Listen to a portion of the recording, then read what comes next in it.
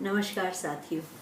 सबसे पहले तो बहुत बहुत धन्यवाद मेरे लेखन को इस कदर सराहने के लिए। पर यकीन रखिए, मेरी संपूर्ण विधा का श्रेय मेरे पति डॉक्टर राजेंद्र तलवार को जाता है, जो जीवन भर मुझे कलम की कलाकारी समझाते रहे, पर मैं ही इसके लिए कभी वक्त ना निकाल पाई। अब मुझसे पूछते हैं सब कि तुमने जीवन भर किया ही क्या है। वास्तव में कुछ नहीं, बस हर एक पल को जिया है उनके साथ। क्या ये उपलब्धि काफ़ी नहीं? तो साथियों, प्रस्तुत है प्रेम कहानी की कड़ियों में एक और कड़ी। कहानी का नाम है परम सुंदरी। यह मेरी स्वरचित मौलिक रचना है। प्रेम को बहुधा सौंदर्य से जोड़कर देखा जाता है। आकर्षण और खिंचाव का एक मापदंड सुंदरता भी है। यदि आप इस बात को मानते हैं तो ठीक है, और यदि नहीं मानते तो भी ठीक है। कहानी 60 के दशक की उत्तर प्रदेश के एक छोटे से शहर की है। ऐसा शहर जिसमें हर व्यक्ति दूसरे को पहचानता था और कोई भी किसी की पहुंच से बाहर ना था। इसी शहर में हमारी कहानी के नायक श्रीमान रंजन बाबू का जन्म हुआ। शहर के लोग रंजन बाबू व घर में प्यार से लोग बाबू कहते थे। 4 भाइयों में सबसे छोटे होने का उन्हें खूब फायदा मिला। उस पर देखने में भी बहुत सुंदर, तो माँ की ममता सदैव उन पर उमड़ी रहती। माँ के दुलारे रंजन बाबू का लालन पालन किसी राजकुमार से कम न हुआ। पिता की असीम संपत्ति व छोटा शहर होते हुए भी आधुनिक सुख सुविधाओं का कोई अभाव न था। कुल मिलाकर बहुत भाग्यशाली संतान। जो जो उम्र बढ़ रही थी, चेहरे का आकर्षण भी बढ़ रहा था। रूप के अनुरूप फैशनेबल रख रखाव, बालों का स्टाइल व बोलने के शायराना अंदाज ने सहज ही उनको शहर में लोकप्रिय बना दिया था। पढ़ाई लिखाई तो माँ की देखरेख में सही चल ही रही थी। बाकी फन जैसे गाना बजाना, खेल, टेनिस, बैडमिंटन, सब में अव्वल। संक्षेप में रंजन बाबू एक ऐसा व्यक्तित्व थे जिसे शहर की हर माँ अपना दामाद, युवतियां अपना प्रेमी या पति व नवयुवक उनसे दोस्ती गांठने को ललायित रहते। ऐसे युवक पर भला किसका दिल ना आता। गिनती तो नहीं करी, पर नयनतारा उन चंद बदकिस्मत युवतियों में थी जो अपने दिल के हाथों मजबूर हो बुरी तरह उन पर मर मिटी थी।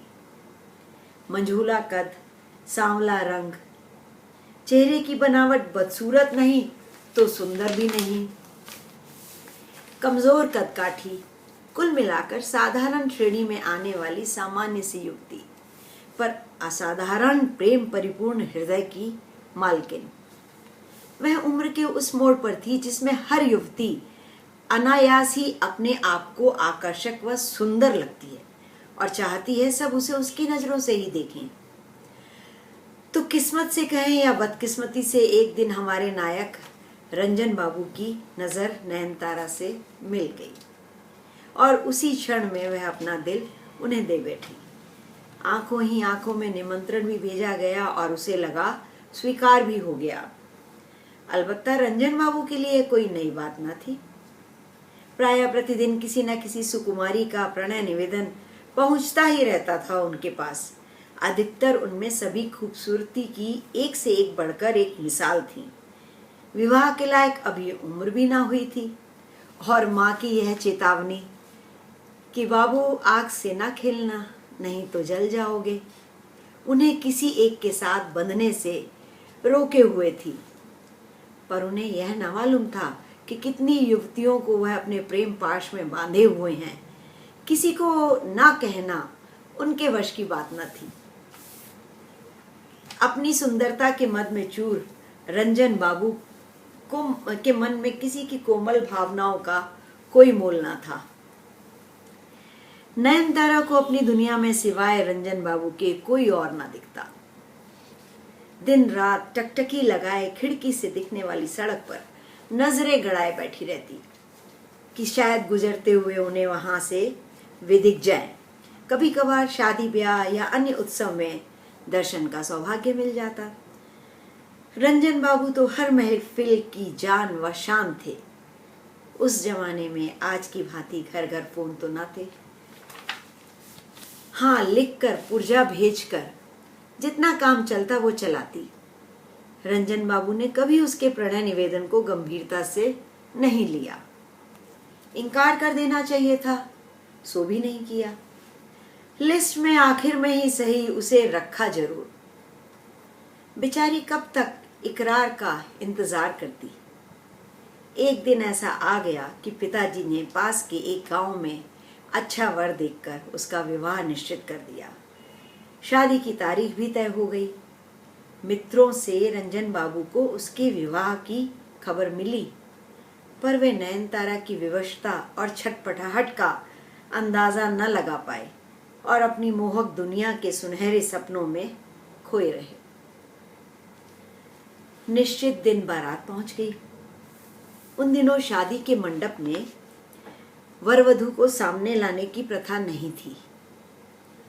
बस लड़की छत पर जाकर दूर से ही अपनी बारात व दूल्हे को देख लेती थी। हम सब भी तिमंजले की छत पर खड़े नीचे बारात देख रहे थे, परंतु नयनतारा चुपचाप गुमसुम सी सीढ़ियों की ओर मुंह करे खड़ी थी, मानो किसी की प्रतीक्षा कर रही हो। बुलाने पर भी नहीं आई। उसने एक छोटी बच्ची के कान में फुसफुसाकर कुछ कहा और नीचे भेज दिया। बाकी लड़कियां भी बारात की आगवानी के लिए नीचे भाग गईं।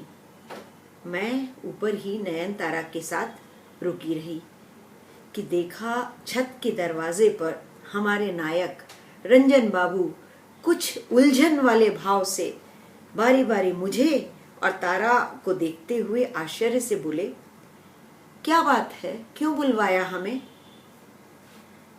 नयनतारा ने एक नजर मुझ पर डाली और अपने आत्मसम्मान की आखिरी किश्त को ताक पर रखकर उनके पैरों में लौट गई।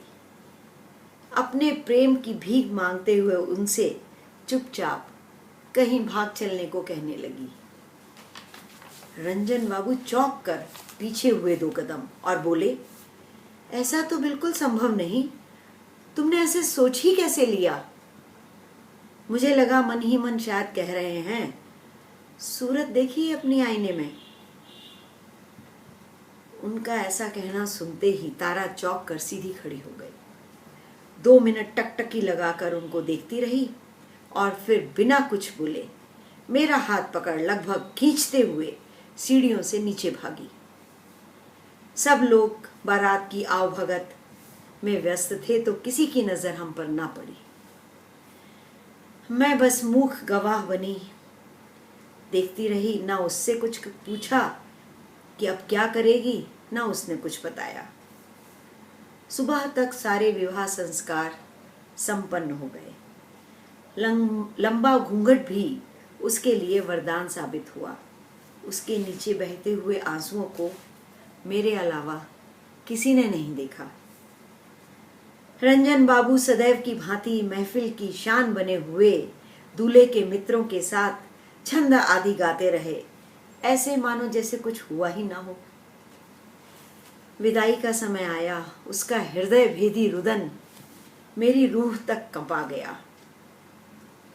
लड़की की विदाई के बाद घर में यकायक मुर्दनी सी छा जाती है। वही पंडाल जो एक रात पहले गीत संगीत से गूंज रहा था, अब बिल्कुल शांत पड़ा था। मैं भी उदास सी अपने घर लौट आई। यह प्रसंग यहीं समाप्त होता है, पर मेरी कहानी नहीं। आपको भी कौतूहल होगा कि इनका फिर हुआ क्या। नयनतारा की तो वर्षों तक कोई खबर ना मिली। फिर किसी ने बताया कि पारिवारिक क्लेश के कारण वह अपने 3 बच्चों को अनाथ छोड़कर उसने कुएं में छलांग लगा दी, आत्महत्या कर ली। हाँ, हमारे नायक रंजन बाबू का उनकी इच्छा के अनुरूप एक परम सुंदरी से विवाह धूमधाम से संपन्न हुआ। पर विवाह के कुछ समय बाद ही सुनने में आया कि उनकी पत्नी को अपना ससुराल भाता न था और वे अक्सर यहाँ बीमार रहती थी, अपने मायके में ही अधिक समय बिताती थी। फिर एक समय ऐसा आया कि उनके पिता ने उनको वापस भेजा ही नहीं रंजन बाबू के पास, और कुछ वर्ष बाद कानूनी रूप से संबंध विच्छेद करवाकर अपने ही शहर के एक युवक, जो देखने में अत्यंत साधारण था, उससे उनका विवाह करवा दिया। अब वह परम सुंदरी उस युवक के साथ बहुत प्रसन्न थी और उसका स्वास्थ्य भी ठीक हो गया था। हमारे नायक श्रीमान रंजन बाबू आज भी अकेले हैं और आज भी उनको उस सुंदरी की तलाश है जो उनके साथ खुश रह पाए। वह जो अपनी मान, प्रतिष्ठा व सर्वस्व त्याग कर उन पर समर्पित होने चली थी, उसको वो नहीं पहचान पाए। पर वह परम सुंदरी उन्हें अवश्य पहचान कर ही उन्हें छोड़ असली सुंदरता की खोज में वापस चली गई। तो दोस्तों, प्रेम का सौंदर्य से कितना रिश्ता होता है, यह तो आप समझ ही गए होंगे, और यदि नहीं समझे तो एक बार कहानी फिर से सुने। हो सकता है शायद देर ना हो और जीवन की बहार खत्म होने से पहले ही आप अपना प्रेम पा लें। इसी आशा के साथ कहानी सुनने के लिए बहुत बहुत धन्यवाद व नमस्कार।